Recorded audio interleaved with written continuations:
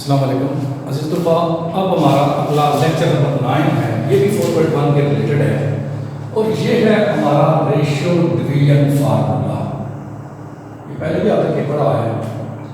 ये फार्मूला क्या है कि अगर हमें दो पॉइंट्स जो हैं उनके कोऑर्डिनेट दिए हुए हैं और कोई तीसरा पॉइंट जो है वो उनके जॉइंट को डिवाइड करता है, तो उस डिवीजन वाले पॉइंट के कोऑर्डिनेट होता है। अब जो तीसरा पॉइंट डिवाइड करता है उसके लिए दो सूरतें हो सकती हैं कि वो डिवीजन वाला पॉइंट इन जॉइंट, ये जो गिवन पॉइंट है इनके जॉइंट के इंटरनली हो, यानी अंदर आके डिवाइड कर रहा हो, या ये जो डिवीजन वाला पॉइंट है, ये जो दो दिए हुए पॉइंट है उनके जॉइंट से बाहर हो लेकिन उसी लाइन के ऊपर या आगे कहीं बनता हो।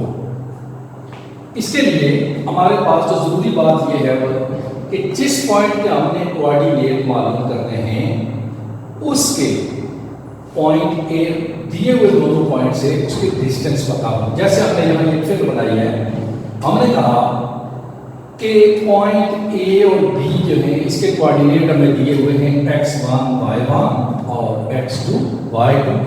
कोई पॉइंट सी है जो कि ए और बी के जॉइंट को डिवाइड कर रहा है, तो जरूरी इस बारे में ये है कि इस सी का ए से और बी से डिस्टेंस हमें पता हो।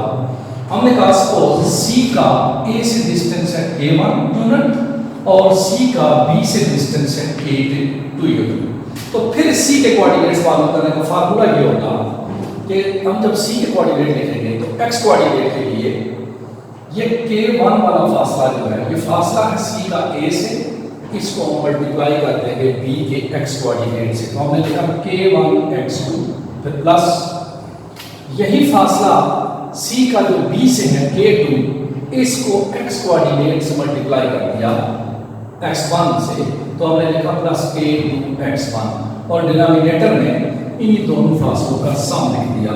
तो ये हमारे पास c का x कोऑर्डिनेट बना। यानी हमने करना क्या है कि जब सी का हमने डिस्टेंस ए से लेना है तो कोऑर्डिनेट बी का लेना है, और जब हमने सी का डिस्टेंस बी से लेना है तो कोऑर्डिनेट ए का लेना है।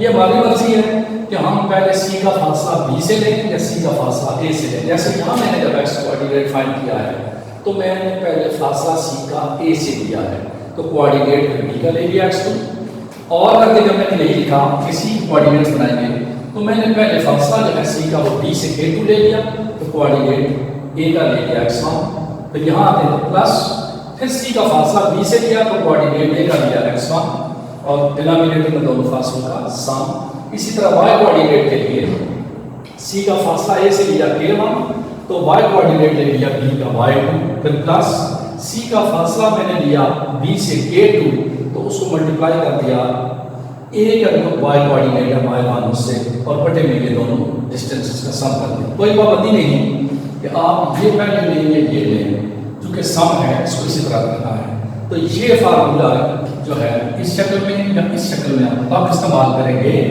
जब पॉइंट इंटरनली डिवाइड कर रहा होगा, यानी जिन दो पॉइंट्स का हमें कोऑर्डिनेट दिए हुए हैं उनके जॉइंट पे इनर साइड पर वो पॉइंट मौजूद है। तो ये होगा फार्मूला। ये हमारा case 1, when point divide the joint internally. दूसरा ये है कि when point divides the joint externally, यानी पॉइंट बाहर है। इसके लिए भी दो ऑप्शन है हमारे पास, और सेम चीज है कि जिस पॉइंट के आपने कोऑर्डिनेट मालूम करने हैं उसका दिए हुए दोनों पॉइंट से डिस्टेंस हमें मालूम होना चाहिए, वो दिया होना चाहिए। तो यहाँ भी हमने कहा कि ये सी पॉइंट है, इसको मैंने डॉट लाइन से जाहिर किया कि ये बाहर है, ये ए और बी के जॉइंट को एक्सटर्नली डिवाइड कर रहा है। तो सी का ए से फासला हमने ले लिया है k1, ये लिखा हुआ है, और सी का फासला हमने ले लिया है बी से k2। यहाँ भी यही सूरत होगी कि अगर फासला ए से लेना है तो कोऑर्डिनेट बी के लेंगे और फार्मूले में, और जब फासला बी से लेंगे तो कोऑर्डिनेट ए के लेंगे। पाबंदी कोई नहीं, पहले किसका ले लें। मैंने पहले सी का फासला दिया ए से, वो फासला है k1, और उसको मल्टीप्लाई कर दिया x2 से, यानी x कोऑर्डिनेट के लिए सी का ए से डिस्टेंस जो था उसको b के x कोऑर्डिनेट से मल्टीप्लाई कर दिया। अब दोनों में फर्क क्या है कि ये पॉइंट इंटरनली था तो प्लस, ये पॉइंट एक्सटर्नली है तो बीच में माइनस लिखना है, फिर माइनस क्योंकि एक्सटर्नल ही है। सी का फासला दिया बी से K2 तो उसको मल्टीप्लाई कर दिया A के x कोऑर्डिनेट से। अब इसमें जो बात याद रखनी है, ये चूंकि सम था, आप K1 प्लस K2 लिखें, K2 प्लस K1 लिखें, इससे फर्क नहीं पड़ेगा। लेकिन यहाँ माइनस है, इसलिए जो डिस्टेंस आपने ऊपर पहले लिया है डिनोमिनेटर में भी कहीं पहले लेना है, क्योंकि इनके बीच में मंफी है, तो K1 मंफी K2। सिमिलरली मैंने C का डिस्टेंस लिया K1 A से, तो y कोऑर्डिनेट ले लिया B का y2, फिर मंफी क्योंकि एक्सटर्नल है। C का डिस्टेंस B से K2 तो उसको y कोऑर्डिनेट A1 A के मल्टी से मल्टीप्लाई कर दिया, और डिनोमिनेटर में दोनों का डिफरेंस। लेकिन ये बात याद रखनी है कि अगर आप ऊपर K1 पहले ले रहे हैं तो डिफरेंस में भी K1 पहले लेना है। सम में तो इसका फर्क नहीं पड़ेगा, लेकिन इसका फर्क है। या फिर अगर आप C का पहले डिस्टेंस लेते हैं B से K2, जैसे और करके मैंने फार्मूले को लिखा है, तो कोऑर्डिनेट A का ले लेना है x1, फिर माइनस डिस्टेंस A से ले लेना है K1, तो कोऑर्डिनेट B का ले लेना है x2, और डिनोमिनेटर में दोनों डिफरेंसेस का डिफरेंस। फिर y कोऑर्डिनेट के लिए C का डिस्टेंस B से K2, तो कोऑर्डिनेट A का y1 माइनस C का डिस्टेंस A से K1, तो कोऑर्डिनेट B का y2, और डिनोमिनेटर में। तो ये फार्मूले आपने ज़हन में रखने हैं, फिर हम आगे जो क्वेश्चन है उन्हें हम कर सकेंगे।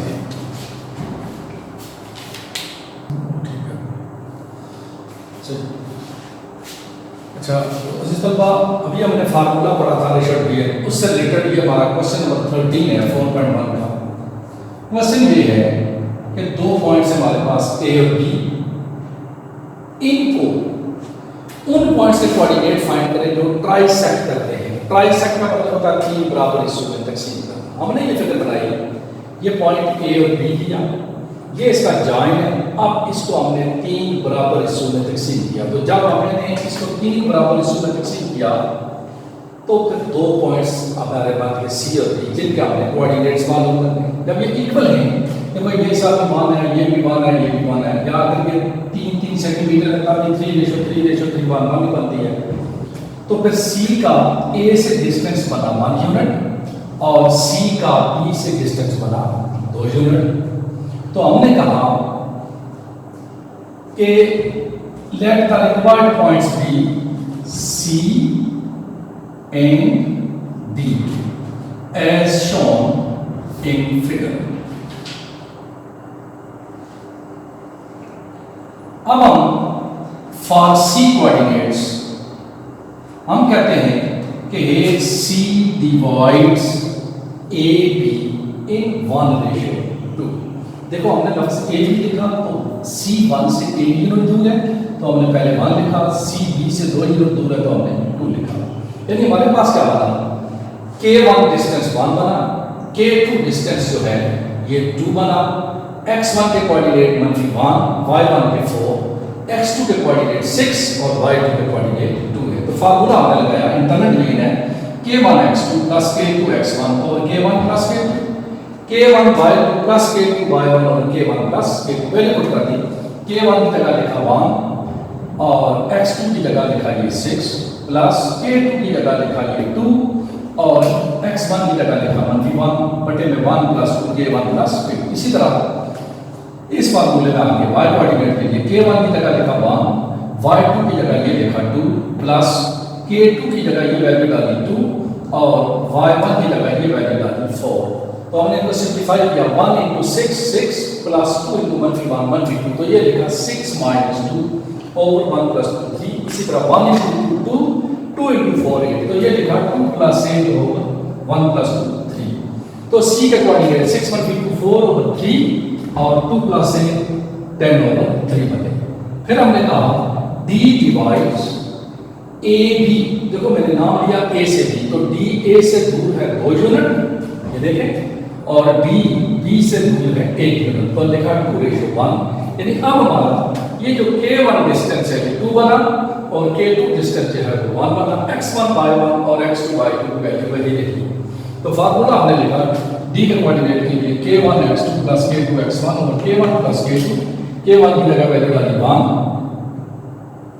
और K1 की जगह वैल्यू डाली 2 और x2 की जगह वैल्यू डाली ये 6 प्लस K2 की जगह वैल्यू डाली ये 1 और x1 की जगह ये वैल्यू डाली -1, फिर इसी तरह k1 की जगह ये वैल्यू हमने पुट की है 2 और y1 की जगह वैल्यू हमने y2 की जगह वैल्यू पुट किया हमने ये 2 फिर प्लस k2 की जगह हमने वैल्यू डाली है ये 1, k1 की जगह ये वैल्यू डाली है हमने 1 और ये y की वैल्यू y1 की वैल्यू डाली है हमने 4। तो बटे में उसी तरह k1 प्लस k2 ये 2 प्लस 1 3 डाल दिया हमने। अब 12 2 into 6 12 1 into -1 -1 तो 12 -1 11 over 3 2 into 2 4 plus 1 into 1 into 4 4 over 3। तो d के कोऑर्डिनेट बने 11 over 3 और 8 over 3। तो ये हमारा था क्वेश्चन नंबर 13। इस क्वेश्चन में ये था कि दो पॉइंट्स हमें दिए हुए हैं, उनके जॉइन को उन पॉइंट्स के कोऑर्डिनेट फाइंड करें जो ट्राइसेक्ट करते हैं। तो वो हमने दो पॉइंट लिए थे C और D और हमने C और D के ये कोऑर्डिनेट फाइंड कर लिए।